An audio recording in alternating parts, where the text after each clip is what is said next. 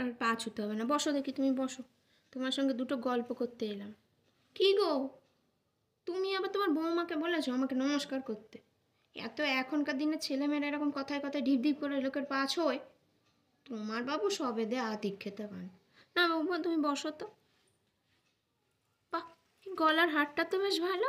কে দিয়েছে? বাবা বানিয়ে দিয়েছে বুঝি? ভালো, কিন্তু একটু ভীষণ হালকা না, আর একটু ভারী হলে ভালো হতো। আমাদের বাড়ি থেকে কিন্তু যে নেকলেসটা তোমায় দিয়েছিল আশীর্বাদে, তার কিন্তু কোনো কথা হবে না বলো। খাওয়া দাওয়াটা তোমাদের বাড়ির ভালোই ছিল। সবাই বলছিল আর কি খাসির মাংসটা একটু সেদ্ধ হতো, তাই লোকে আর কি ঠিক মতন খেতে পারেনি। আমাদের বাড়ি কিন্তু খাওয়া দাওয়া ভালো হয়েছে, কি বলো বৌমা? তোমার বাপের বাড়ির লোক কি বললো খাওয়া দাওয়া দেখে? বাবা, তোমার তো একদম, তোমার বৌমার তো একদম গ্লেজ বেড়ে গেছে গো, এখানে দুদিন আসতে না আসতেই। হ্যাঁ বৌমা, তুমি চাকরি করবে বলছো? না না, চাকরি করতে হবে না। তুমি বাড়ির বউ, তোমার ঘরে কত কাজ বলো তো। আমরা এতগুলো মানুষ আছি, তাদের দেখাশোনা তো তোমাকেই করতে হবে, তুমি বাড়ির বড় বউ বলে কথা।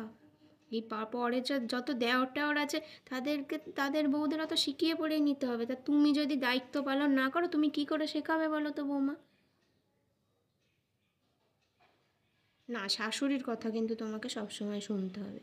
স্বামী তো আছেই, কিন্তু শাশুড়ি আগে। শাশুড়ি যদি জন্ম না দিত, বড় না করতো, তুমি পেতে আমাদের ছেলেকে? পেতে না তো বলো। শাশুড়ির কথা আগে শুনতে হয়। হানিমুনে যাবে বলছিল? তা হানিমুনে কবে যাচ্ছ তোমরা? ও, তোমরা দুজন যাচ্ছ? না বাবা, এইটা কিন্তু তোমরা ঠিক করনি। হানিমুনে আবার দুজন যাওয়ার কি আছে? তোমাদেরকে আমরা কি ডিস্টার্ব করতাম? শ্বশুর শাশুড়ির বয়স হচ্ছে, তারা আর কদিন বলো, তাদেরকে নিয়ে যেতে হবে তো। তোমরা তো পরেও আলাদা আলাদা যেতে পারবে, ওরা কদিন আছে, ওদেরকে নিয়ে যেতে হয় তো। ও বাচ্চা বয়স, তুমি ভুল তো করবে, আমরা আছি তো শিখিয়ে পড়িয়ে দেওয়ার জন্য।